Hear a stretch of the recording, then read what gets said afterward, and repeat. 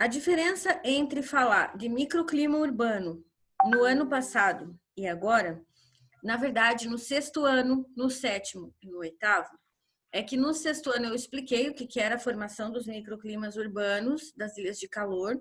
No sétimo ano, as que existem no Brasil, nas regiões das grandes metrópoles, como Curitiba, como em São Paulo, Rio de Janeiro, em Salvador.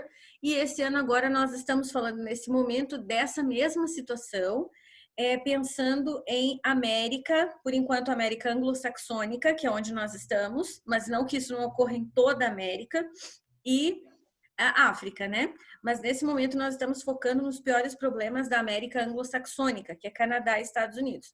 Como vocês mesmos disseram que já estudaram isso, é para observar o seguinte: poxa, mas está repetindo todos os anos? Sim, porque enquanto nós não mudarmos as atitudes, a gente continua falando do assunto. E também porque é assunto, infelizmente, comum em todas as partes do mundo. Eu explico ele porque ele existe no sexto ano, depois eu digo que, puxa vida, na nossa casa tem, que é o Brasil. Agora eu digo, eu estou falando da nossa casa maior que a América Latina, que é a América, desculpa, tem, né? Aí eu vou falando de outros continentes, tem também. Então, infelizmente, é senso comum, ocorre em todas as partes do planeta, enquanto isso a gente vai falando. Hoje eu vou mudar um pouquinho a ordem das coisas. Eu vou falar do microclima urbano e depois eu parto para outros assuntos. Eu vou deixar aquele do meio ali do processo de desertificação e desmatamento para falar só sobre ele na próxima aula, porque eu tenho algumas notícias bem bombásticas para a gente falar sobre esse assunto. Então, eu vou deixar a próxima aula inteira só para falar sobre isso, tá? Mas, a princípio, vamos para os microclimas urbanos que vocês tiveram que fazer uma atividade na apostila, agora na página 46, e eu não tinha explicado ainda. Mas também imaginei que não haveria tanta dificuldade por conta justamente de vocês já terem aprendido no sexto e no sétimo ano. E não muda, tá? Não importa em que parte do problema, em que parte do planeta, desculpa, o problema se mantém, a situação é a mesma. O que é a formação dos microclimas que tem nas grandes cidades? É o seguinte, e por que nas grandes cidades, né? Porque as grandes cidades, elas têm uma área urbana maior, mais extensa, certo? Sendo essa área urbana maior, mais extensa, ela, área geográfica mesmo, ela consegue criar um microclima por conta da quantidade de neblina e fumaça. Creio que vocês lembram de quando a gente também falou, ao falar sobre os microclimas urbanos, quando eu citei para vocês uma vez explicando a palavra smog, certo? Que é a junção de duas palavras em inglês que são neblina e fumaça, ou seja, fumaça das fábricas e dos carros, mais a formação de uma neblina por conta do acúmulo desses gases na atmosfera que tornam o ambiente mais úmido. Aí essa umidade, ela não consegue subir para a atmosfera, ela fica presa, ela forma uma neblina que se mistura com a fumaça, formando o chamado smog. O smog é aquela visão constante que a gente tem das grandes cidades com aquele céu cinzento, né? Aquela situação parece de filme de terror, assim, aquela neblina constante. Todas as vezes que mostra, principalmente grandes cidades da China, grandes cidades dos Estados Unidos, no Brasil, quando mostra São Paulo. Quem assiste ou acompanha algum tipo de noticiário local de São Paulo, geralmente quando eles mostram, eles colocam imagens de drone ou imagens de helicóptero, enfim, para mostrar como está São Paulo vista de cima. E aí a gente vê aquela como se fosse uma nuvem gigantesca, né? Uma camada gigante em cima de fumaça, assim, escurecida, meio laranja, meio cinza por conta do sol, e acima disso é possível ver céu limpo, céu azulzinho, coisa mais linda. O que é essa concentração ali que forma uma abóbada, forma como se fosse um teto em São Paulo? É essa concentração de smog, que é neblina mais fumaça. E aí, por conta disso, cria-se um efeito estufa, que forma uma ilha de calor, tá? Essas ilhas de calor, geralmente nas áreas de maior concentração de prédios e construções e menor presença de vegetação. Quem faz a troca do ar é a vegetação, certo? Peraí. Quem faz a troca do ar é a vegetação. Sem a presença da vegetação, eu não vou conseguir ter essa troca de gás carbônico e oxigênio, ok? E o que acontece na maioria das grandes cidades? quase nada de presença de cobertura vegetal, de vegetação, e um monte de prédios aglomerados, né? É o prédio, mais o asfalto, mais a calçada, áreas que, além de impermeabilizarem o solo, não tem cobertura vegetal para renovação do ar. Então, como eu disse, cria-se um efeito estufa. Como é muita construção, ali naquela região e não troca o ar, a região, aquele espaço da cidade fica completamente quente. A temperatura pode chegar até 5, 6, até mais graus, dependendo da cidade, né? Um em relação ao outro. Vou mostrar outra imagem aqui para vocês. Espera só um pouquinho, deixa eu só me organizar aqui. Aí. Opa. Deixa eu colocar aqui.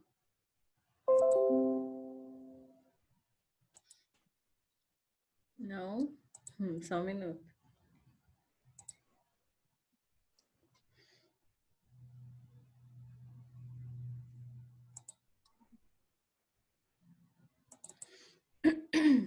Vocês estão vendo? Peraí. Não, acho que ainda não. Aqui, agora. Ó. Por que ocorre o efeito ilha urbana de calor? Na cidade, olha só, eu tenho uma presença muito menor de vegetação, áreas de impermeabilização, áreas de construção. Na cidade pode ser de 3 a 10 graus mais quente do que a área rural, sim. Mas dentro da própria cidade, eu posso encontrar área urbana, eu posso encontrar áreas mais quentes e mais frias. Por exemplo, aqui, com certeza, é uma área que deve ser uns 5 graus mais quente que a zona rural. E aqui, 10 graus mais quente que a zona rural, 5 graus mais quente que a outra área dentro da própria área urbana, dentro da própria cidade, tá? Então, o que acontece aqui? Aqui na cidade, eu tenho uma absorção e retenção do calor muito maior e aqui menor. Por que isso? Porque aqui no campo eu tenho uma grande área, uma grande quantidade de transpiração das plantas e evaporação da água do solo. Aqui a água não escoa rápido. Como a cobertura é de vegetação, é de terra, essa água acumula ali e demora para ir fazendo o processo de evaporação. Então, ela está sempre presente, tem sempre umidade no ar. Nas áreas de construção, essa água toda, ela é derramada sobre calçada, asfalto, ali não acumula, escoa, vai para as bocas de lobo, né, de captação de água pluvial, e aí desaparece, o que evapora é muito pouco. E como a pedra, né, o asfalto, o chão, a calçada, eles aquecem muito mais rápido, a água que ficou ali parada, se ficou, ela evapora com muita rapidez. Agora, a água que está parada na terra, que está parada em cima da grama, demora para evaporar. Quem tem calçada em casa e grama percebe isso, choveu. Observe como da calçada evapora muito rápido. E da grama, você passou 2, 3 horas, você vai andar na grama, ela ainda está úmida, tá? Ela ainda tem água, porque é um processo mais lento de evaporação. Por quê? Porque vai ter toda a situação de transpiração das plantas, né? Tem tudo isso. E aí isso faz com que a temperatura fique mais amena. Então, o que acontece? Como eu acabei de falar para vocês, aqui na zona rural, a penetração de água também é maior. Ao mesmo tempo que evapora, bastante penetra no solo. Não vai ter o quê? Enchente, acúmulo, certo? Aqui na cidade, a penetração é muito menor, porque a maioria da água escoa. Então, sem água na terra, sem água aqui em cima, para fazer o processo de evaporação, o ambiente fica completamente seco, 3 a 10 graus mais quente. Ok? Acho que até aqui não tem dúvida, né? E daí, na outra imagem que eu coloquei para vocês, na anterior, vocês viram que o meio era exatamente o ponto mais quente. E que meio era aquele? Onde havia concentração também de prédios, semelhante aqui, tá? Falamos de um problema, então. Vamos para o segundo agora. Que agora eu já estou falando de problemas que são não só da América, mas também da África, tá? A partir do momento que eu falar de desflorestamento e desertificação na próxima aula também. Aí eu tô falando de um problema que é da América, da África, da Oceania, enfim. Só não é problema na Antártica porque não tem árvore, né? Mas outro bioma, outra situação. Vamos falar agora, então, de outro impacto socioambiental, outro problema ambiental que causa impacto na sociedade, além de causar impacto no ambiente, que é na África o controle das águas do rio Nilo, certo? Daí eu gostaria de começar com vocês olhando as primeiras duas imagens da apostila. Ó, essa aqui de cima e essa aqui de baixo. O que diz nas legendas? Na legenda da primeira diz barco turístico no Lago Nasser, no Egito, em 2013. O Lago Nasser foi formado pela construção da grande barragem de Assuã como uma forma de controlar o regime hídrico do Rio Nilo, no Egito. Ou seja, é um lago artificial. Tá? Ele teve que ser construído para poder controlar o nível de águas do Rio Nilo. Tá? O regime de águas do Rio Nilo, né? Na segunda imagem, vista panorâmica do templo de Ramsés II, em Abu Simbel, às margens do Lago Nasser, Egito, 2015. Gente, pensa que quando isso foi construído lá pelos egípcios, pelas antigas províncias egípcias, não havia esse lago ali, tá? Esse lago é construção mais atual. Então, o que acontece? A sociedade egípcia atual, o povo que vive lá no Egito agora, eles ainda dependem bastante do Nilo, tanto quanto era há 5.000 anos atrás, mesma coisa. Continuam dependendo para atravessar, para usar como hidrovia, né, para transporte, como dependem do abastecimento das águas do Nilo, principalmente naquelas terras mais áridas, que ficam no nordeste da África, justamente onde está o Egito. Sempre houve essa ideia de distribuição das águas do Rio Nilo para abastecimento da população. Isso é tentado e é feito de diversas maneiras, das mais rústicas, as mais tecnológicas hoje, né?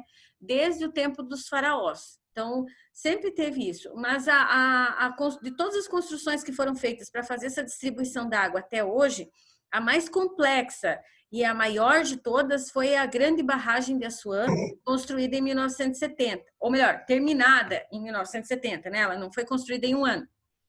E aí, aqui eu estou mostrando um barco, tá? Aqui tem um barco que está dentro do lago, que só existe por causa da construção da barragem de Assuã, certo? A grande barragem de Assuã. O que é uma barragem? Ela é uma barreira, certo? É uma construção de um muro, como se fosse um muro, né? Que vai barrar que a água do rio escoe por ali. Então, ela fica armazenada. Ao invés do rio seguir o fluxo, você constrói uma barreira que segura o rio. Essa barreira na água chama-se barragem e ali fica acumulada água. Então, forma-se um grande lago que acaba invadindo áreas que antes eram secas para ter um maior armazenamento de água. Quando vai fazer uma hidrelétrica, é a mesma situação, tá? Para fazer as nossas hidrelétricas aqui, mesma coisa. Então, para que essa barragem lá? Essa barragem justamente para abastecimento das populações locais. Só que como a população foi crescendo, foi aumentando, lógico, né, obviamente, foi necessária a construção da grande barreira de Assuã, a grande barragem de Assuã, para poder ter muita água armazenada para abastecer a população ali, tá? Na página 51, queria que vocês dessem uma olhada nesse último parágrafo aqui, ó. Aqui, onde começa assim, marca ele. Durante as obras da grande barragem de Assuã, foi realizado de maneira...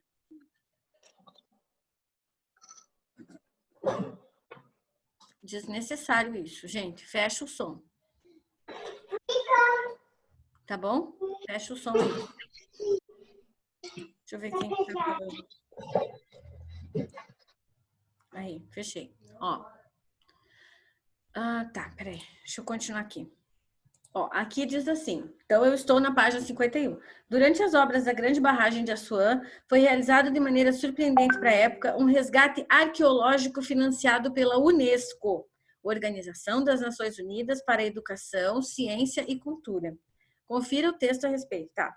Aí depois eu gostaria que vocês lessem esse texto ali, porque essa imagem que tem na apostila de Abu Simbel é um sítio arqueológico de 2 templos que foram escavados na rocha e que são parte dos patrimônios materiais universais da humanidade, certo? Então, tudo isso teve que ficar fora, eles tiveram que fazer todo um desvio, né, do lago, para que o lago não invadisse em hipótese nenhuma. E ali há um controle bem rígido e uma fiscalização bem intensa para que não haja umidade a ponto de dissolver o tipo de rocha, porque é arenito, enfim, gasta um dinheiro muito grande todos os anos só para manutenção desse sítio arqueológico.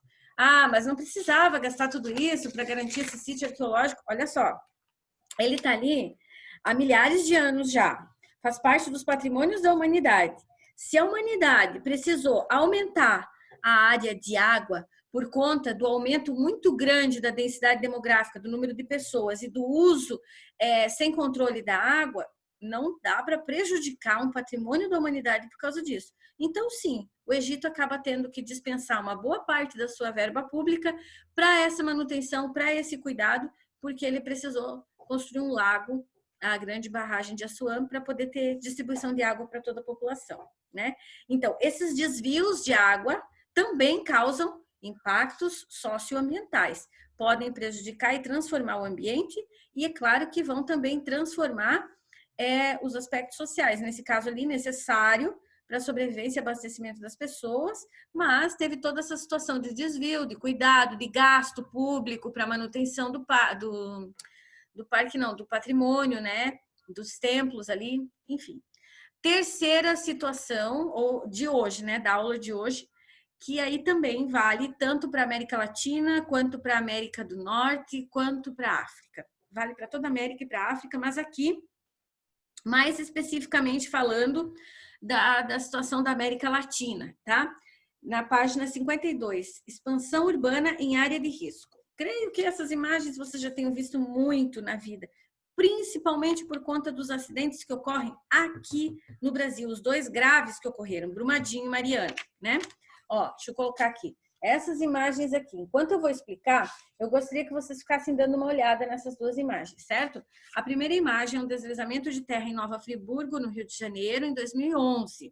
Então, nessa situação aqui, o que aconteceu foi que havia um monte de construções aqui, casas, assim, e tinha até algumas mansões nessa região, que não foi só aqui que deslizou, né?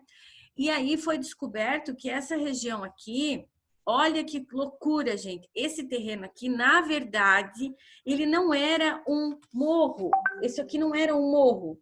Só que isso aqui, em décadas passadas, era um depósito de lixo, era um lixão. Então, eles foram colocando lixo, lixo, lixo. E quando eles viram que estava exagerado, que estava causando problemas ambientais, e que precisava tomar uma solução, alguma coisa para fazer, o que o Rio de Janeiro fez? Manda aterrar com camadas e camadas de terra, planta árvore, planta grama, pronto, o lixo está todo embaixo, mas né, ninguém está vendo. Os anos se passam e eis que vira uma área de construção de residências. Aí essas residências são construídas ali. Além de já ser numa área de morro, que acabou sendo construído por causa do lixo, esse lixo que está embaixo, todo mundo sabe, lixo decompõe.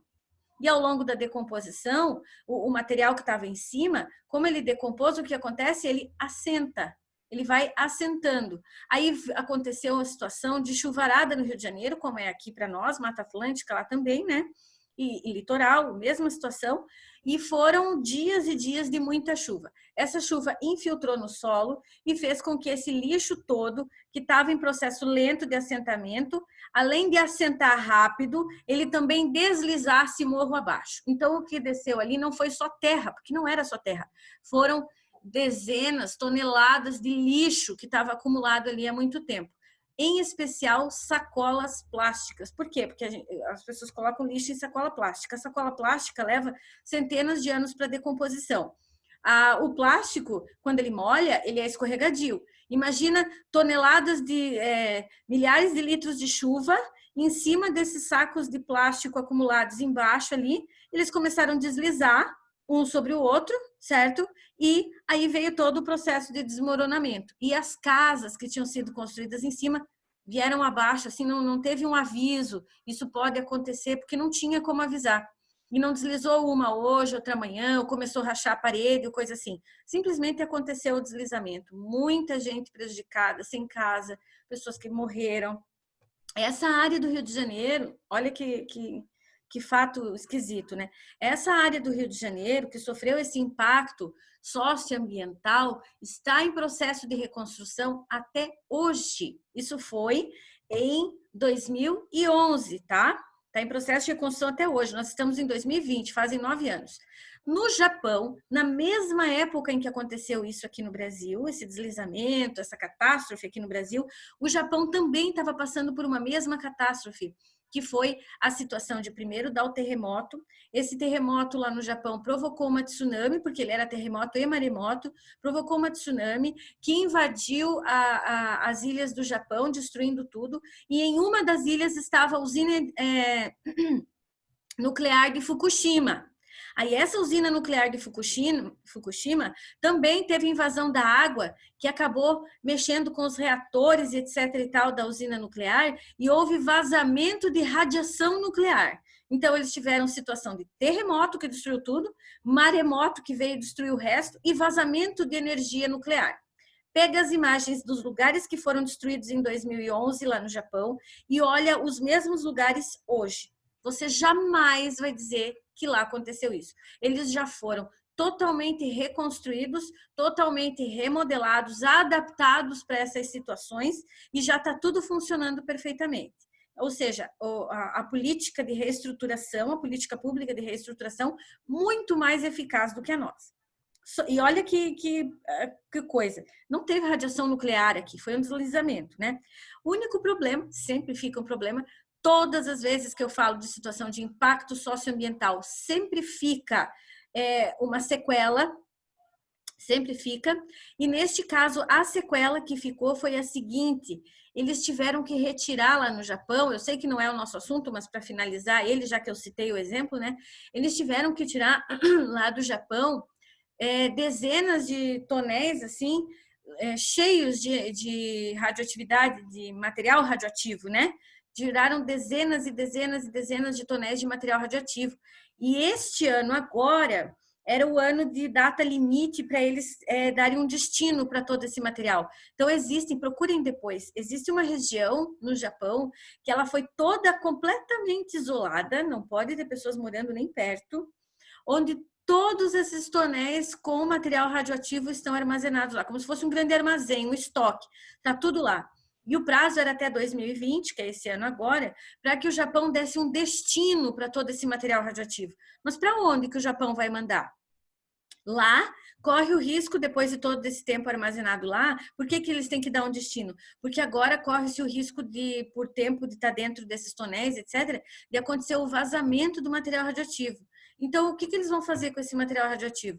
A sugestão foi, não dá para ficar no Japão, vai matar muita gente. Não tem como você depositar isso em outro país.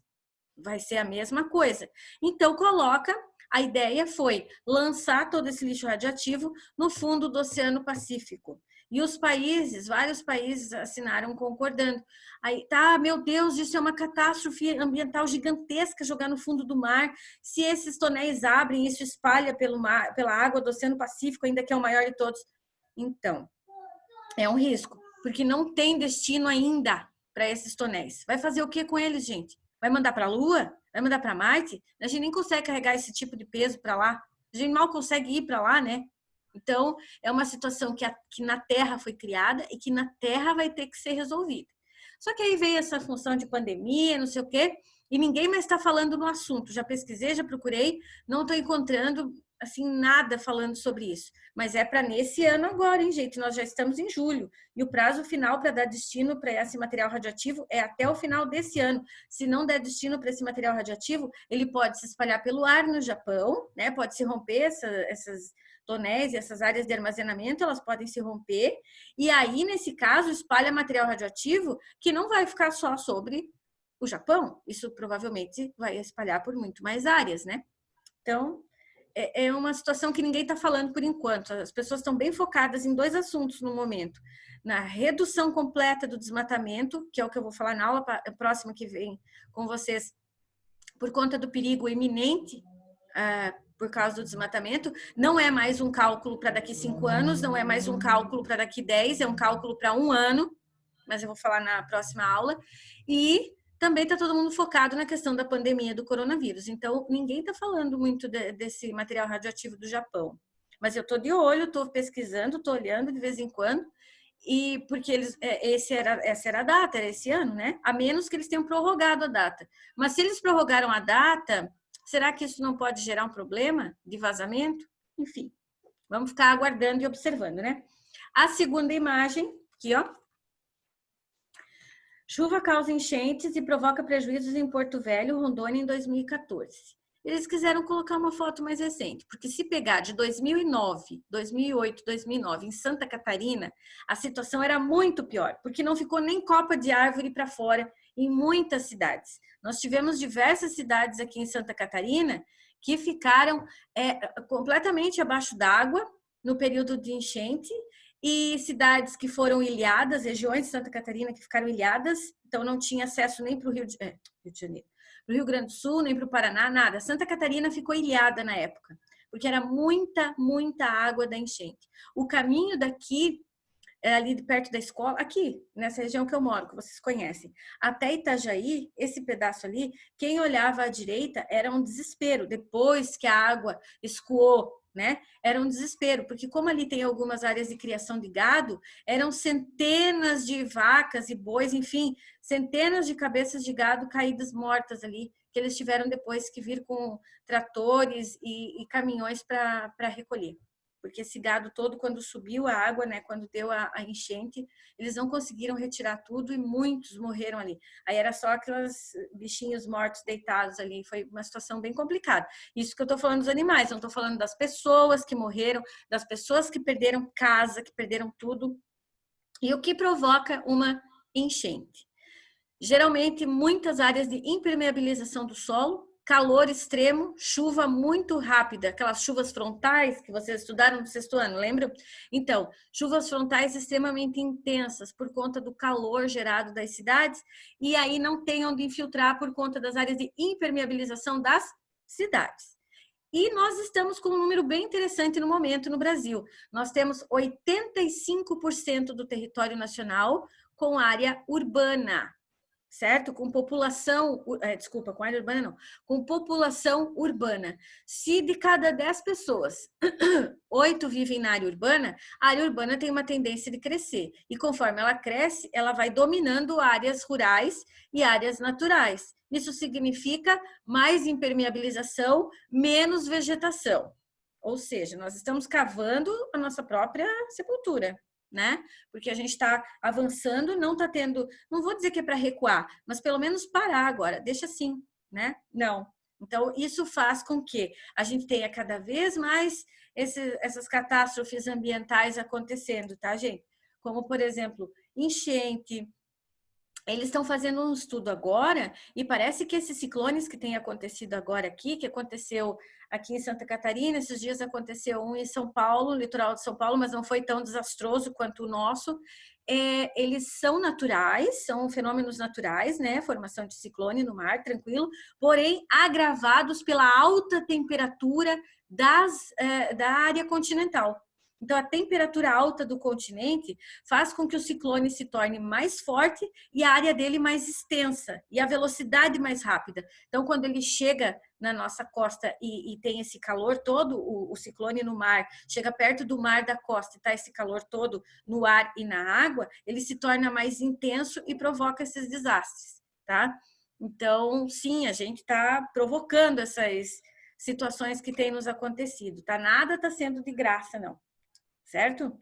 A única coisa que está se mantendo, assim, que eu vejo, é a questão de temperatura. Por exemplo, esse frio, bem frio que está hoje. Poxa, gente, hoje é 15 de julho, absolutamente normal. Nós estamos a uma média de 25, 26 dias de início do inverno. São 3 meses. É o fim do primeiro mês, né, de inverno. Normal, essas temperaturas muito baixas assim. A tendência é ter temperatura mais baixa ainda, bastante vento em agosto. Nada de reclamar. Inverno é inverno, né?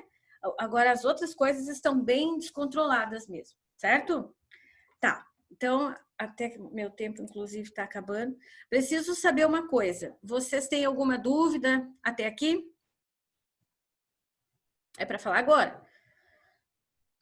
Algum comentário que vocês queiram fazer? Não. Não? Então, ó, quando vocês não falam, eu imagino que tá tudo indo bem, que tá tudo certo. É isso? Pelo menos para mim é. É. Então tá, olha só. Eu vou explicar hoje, mas eu recomendo que não começa hoje. Ou melhor, até começa, mas não tenta fazer tudo de uma vez só, para poder fazer bem feitinho, né? Assim, ó, a gente falou de alguns impactos socioambientais até aqui. Faltou o que eu considero assim o mais iminente, né? O mais complicado e que tem consequências muito graves, que é o desflorestamento e o processo de desertificação por conta do desmatamento, né? O pior do que o desmatamento é o desflorestamento. Depois, na próxima aula, eu vou explicar a diferença. Então, esse impacto socioambiental, eu vou deixar para falar só sobre ele e trazer notícia e tal na sexta-feira e mostrar para vocês por que ele está sendo uma preocupação global e rápida nesse momento agora.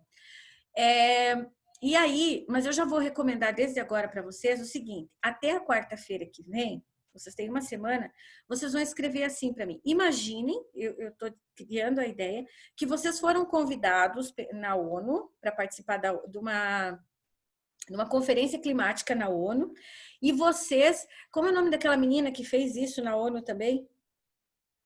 Greta? Acho que é, eu não lembro direito. Então, e vocês foram convidados... Essa mesmo, Pro, eu lembro. Né? Essa Para mesmo. fazer um discurso sobre os impactos socioambientais na América. Nem estou colocando a África, tá? Para falar sobre os impactos socioambientais na América, de norte a sul. Aí vocês vão fazer o que para mim? Vocês vão escrever esse discurso, que eu vou ser a assessora de vocês que vai ler para ver se está tudo bem, tá? Daí vocês vão escrever esse discurso para mim, e esse discurso tem que ser de uma maneira crítica, certo? Crítico não é falar mal, não é xingar ninguém, por favor. Crítico é aquele que tenta desconstruir as certezas, assim, peraí, não é bem assim, sabe? Escrever esse discurso de maneira crítica e questionando as autoridades sobre possíveis soluções, certo? Questionar. E aquela solução lá que vocês disseram que fariam e não foi feita? Ou por que vocês não fazem tal e tal coisa? De repente, alguma coisa que vocês já tenham lido, assistido. Então, por que... é para quarta que vem, mas eu recomendo que vocês não comecem necessariamente hoje. Porque o que eu acho legal? Acho legal vocês fazerem as anotações e coisas de vocês até aqui, desses impactos que eu falei, que são muito importantes.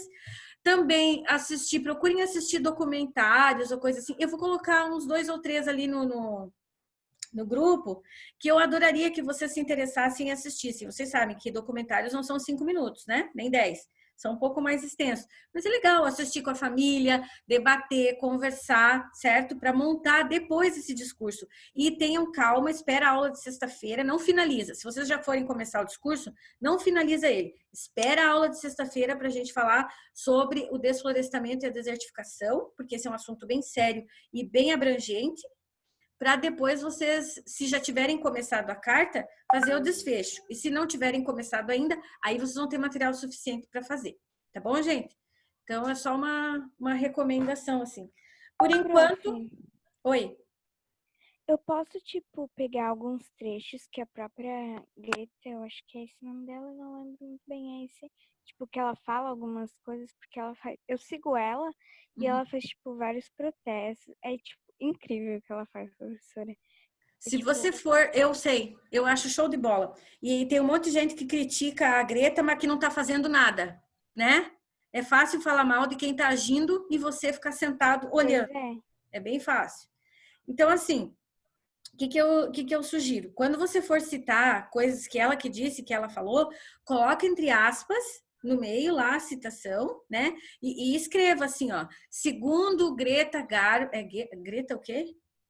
Eu tô confundindo os nomes. Eu não sei nem se é Greta, mas deve ser. Thunberg.